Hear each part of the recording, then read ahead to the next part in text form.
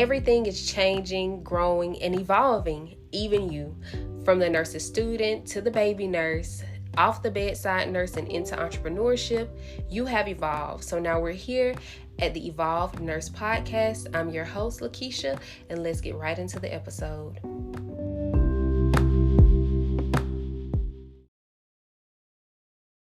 What is up, Evolved Nurse listeners? It's your host, Keish, and I am back with an intermediate episode. An episode that I promised you all. Of course, you'll still have your episode to drop on Wednesday, but this one is about nursing externships and what I wish I had known. I keep seeing a lot of people posting about externships and wanting to know how to get them. Do you get paid? What type of experience will you have? Will you be like a CNA? Will you be like just kind of watching? Like, what will your experience be in externships? And the shortest answer is they're all going to be different depending on where you go. Now, I can give you my experience on nurse externship, and that's what I'm here to do today. So, I do have a free ebook on my Stand store. It's completely free. All you have to do is put in your name and your email, and it will download right to you. It's not a hard process at all. You can download that ebook, and it'll show you all the steps that I took in order to get an externship. But I'm going to give you a insert of the ebook, just the intro, okay? Hey, Evolved student. It's Keisha here to help guide you through your journey to nursing. One of the biggest things that helped me gain nursing confidence while also exposing me to the various opportunities in nursing was getting into an externship. It wasn't always the easiest process, but it was possible. So, in this ebook, I will be giving you tips on your journey to an externship. Here's my journey. I hope it eliminates the fear you have around rejection.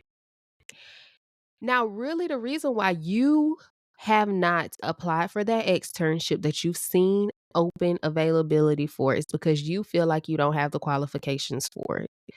You feel like you won't be able to get in. So instead of applying yourself and actually going into the program, actually filling out the application, you are stunted by the fear of rejection.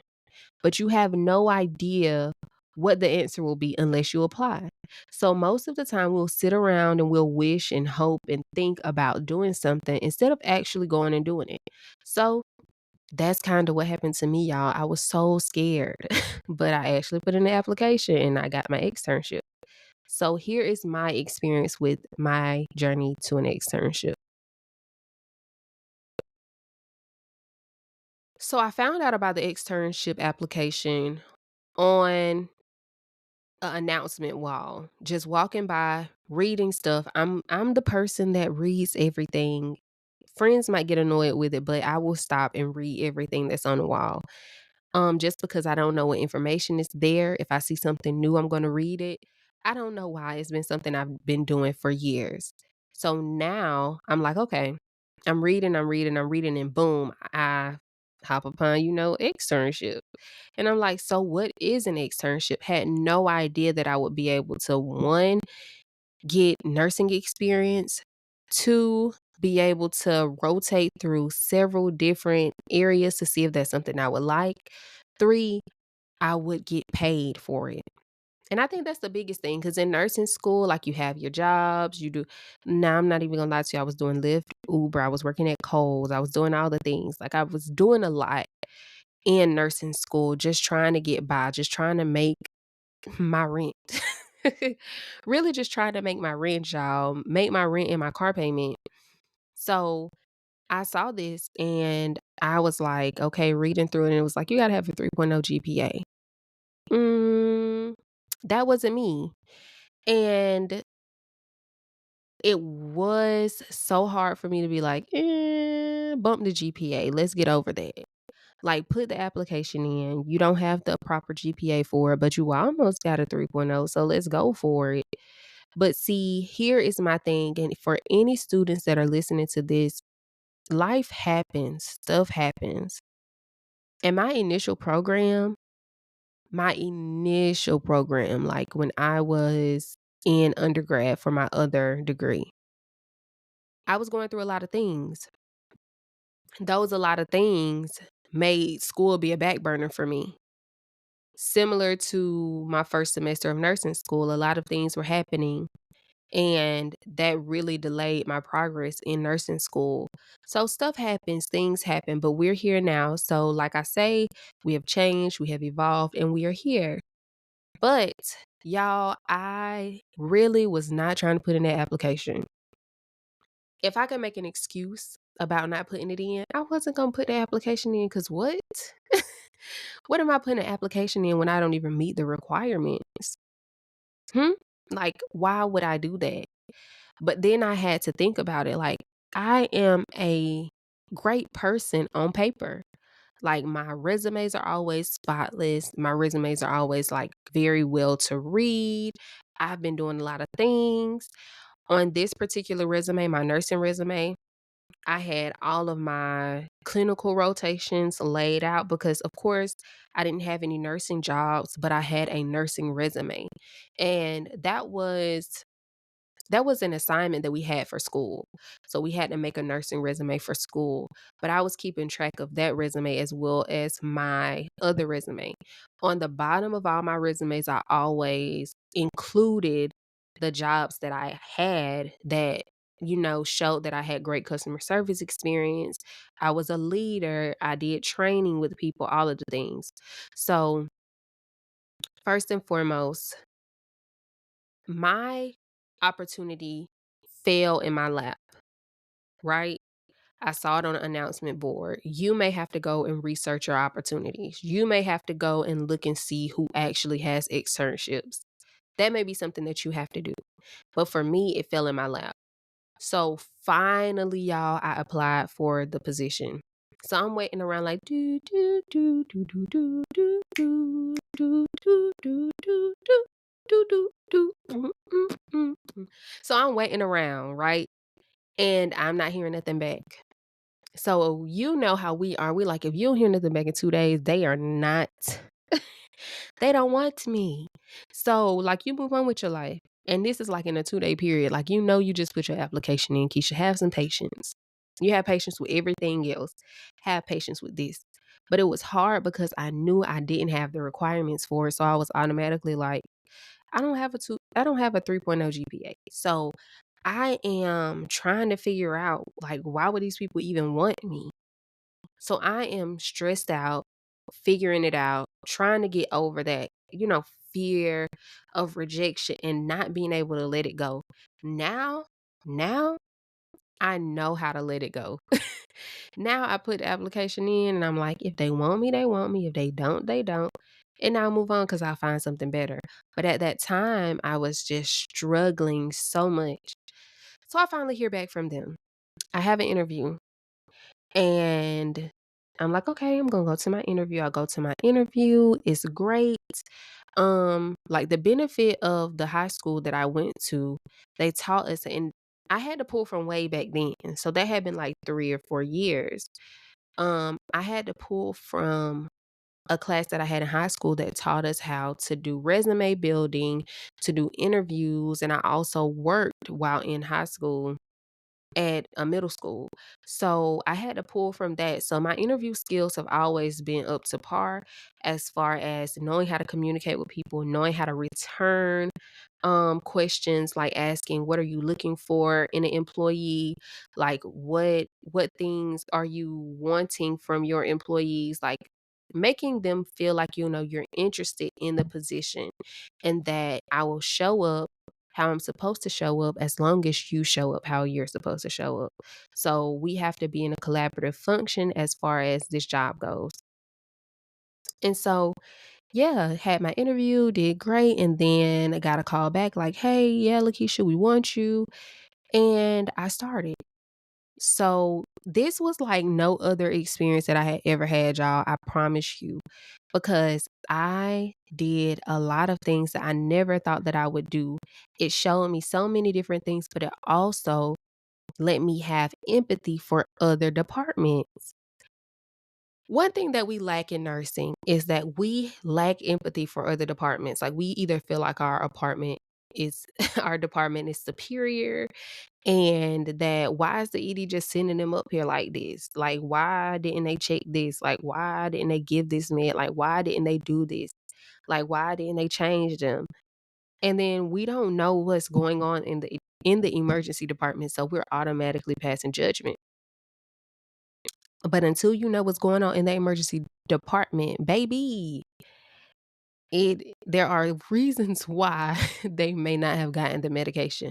Now, you might have a nurse who is like, I'm not giving them this, they'll do it on the floor. You do have those, but sometimes they're having hard nights where they might get a trauma in and they don't necessarily have time for that patient. So they want to send them up to you so that they can get proper care because they're focused on their trauma patient.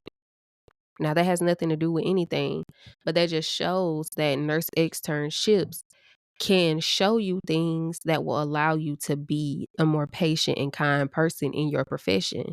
Now, I started off in, I want to say I started off in home health, and I loved every moment of it. So when I'm talking to my friends about home health, they like, Keisha, I don't understand why you. I'm like, I love it. I absolutely loved it. So I started off in home health where, we went out to people's houses, did wound care, checked on them, made sure that everything was okay, left, did our paperwork, and then we did that pretty much all day until 3 o'clock. And I'm getting paid for this, okay? I'm getting paid above minimum wage, which was great for me. I actually left my other job because I got this job, but I was still doing Lyft and Uber in the process. So I would do that in the midst of, school and, going back and forth to this job. But when I tell you I loved every moment of home health, I did. And I had some great preceptors who were very, very adamant about me learning the process, actually being hands on. Letting me do the wound care, like seeing one and then them talking me through the next one. And then at some point, I just started doing it on my own. Now, there were some patients where I would not touch them just because their wounds were so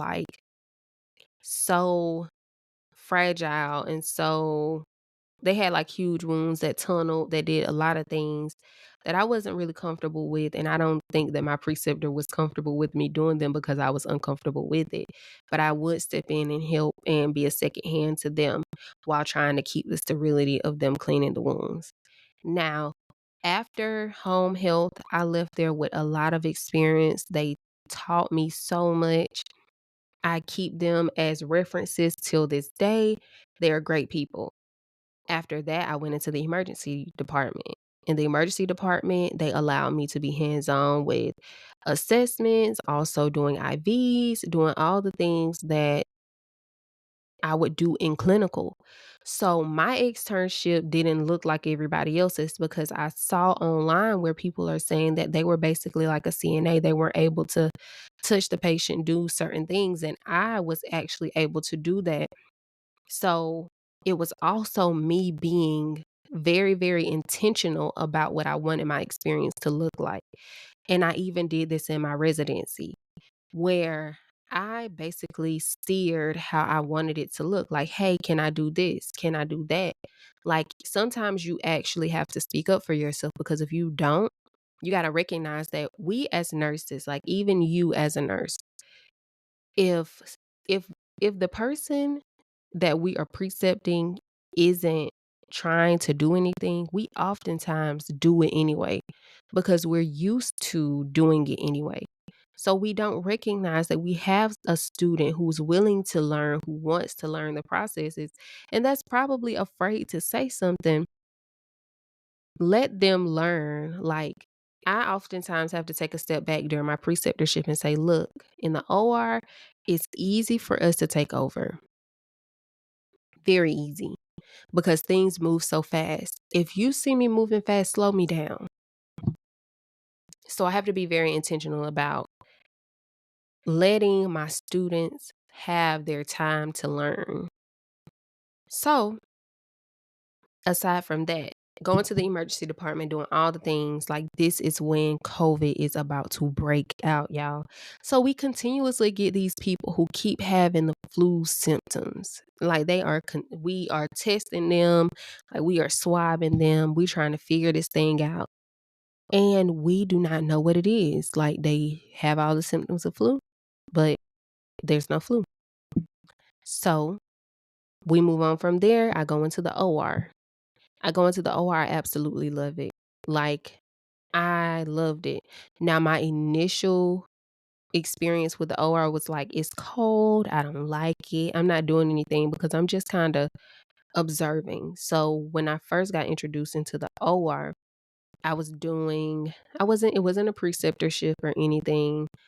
I was just observing while I was in undergrad for my biology degree, trying to see like what I wanted to do because I had no idea. Like, either go to PA school, go be a doctor, do something, but I'm not sure what it is.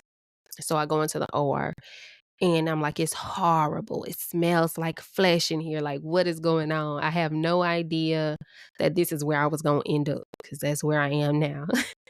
But I did not like it then because I was tired. I was like, it's boring in here. I'm tired. But it's because I wasn't doing anything. All I could do was watch.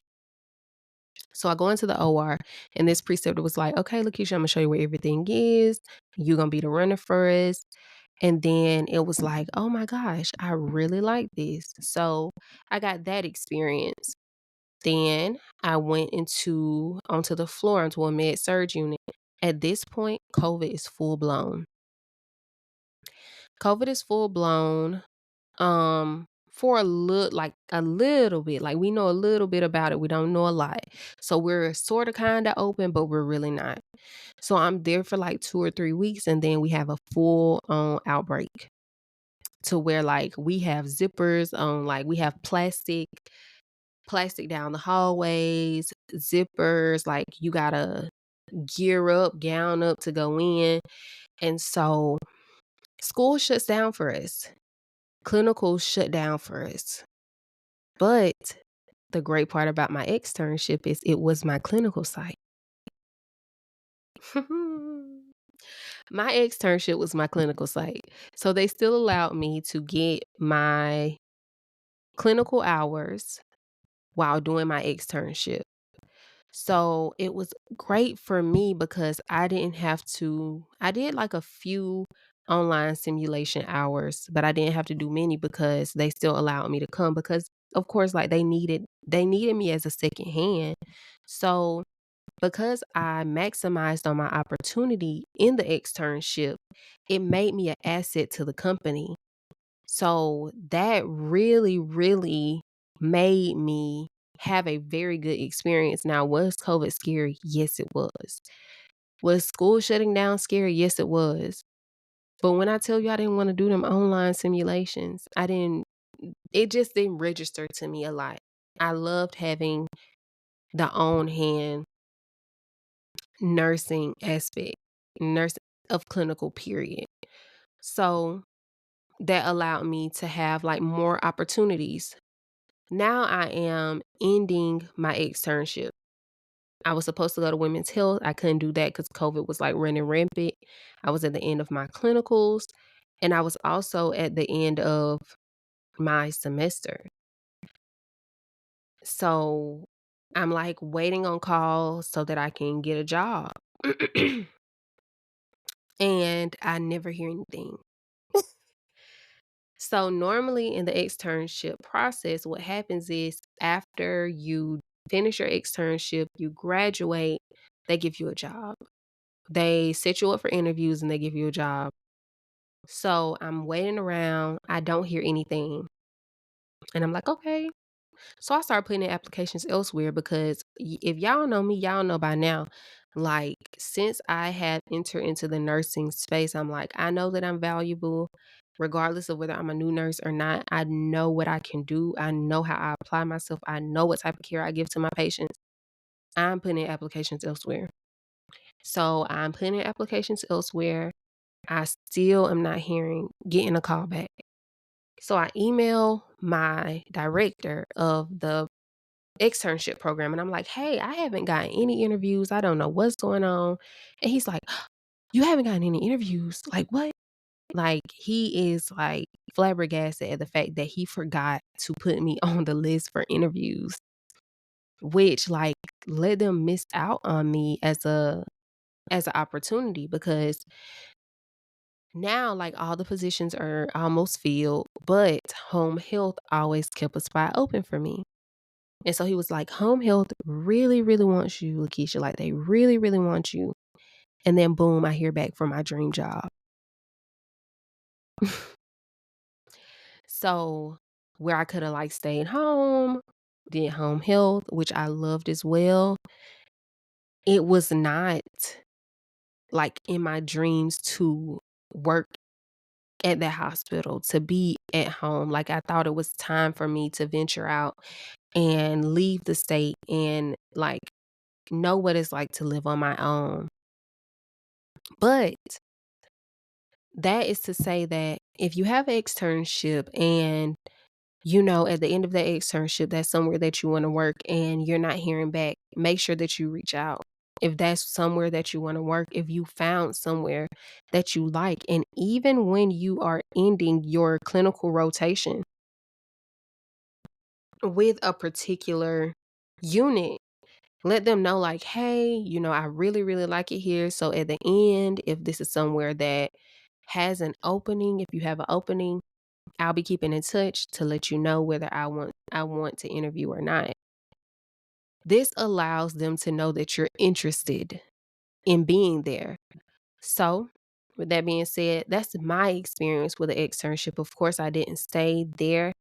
Love, love, loved every moment of my externship.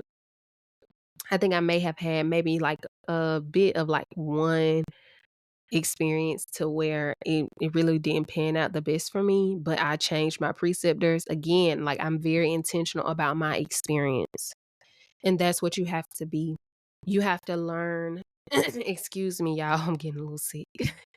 You have to be very intentional about the education that you're getting. You have to, and I'm putting a lot of the burden on you because I know what I had to do for myself and I know what you're going to have to do for yourself. You're going to have to speak up for yourself and be like, this preceptor isn't the best. I'm not learning a lot. So is there someone else that is willing to teach me because they just not might not be willing to teach. So again, go and download the free ebook. It's free. And I will give you some of the things that I did and also include some of the things that other people have done in order to make themselves very, very competitive in their application without having the proper GPA for externship. Y'all have a great day. I will see y'all again on Wednesday with our next episode. And trust me, it's going to be great. It's going to be great.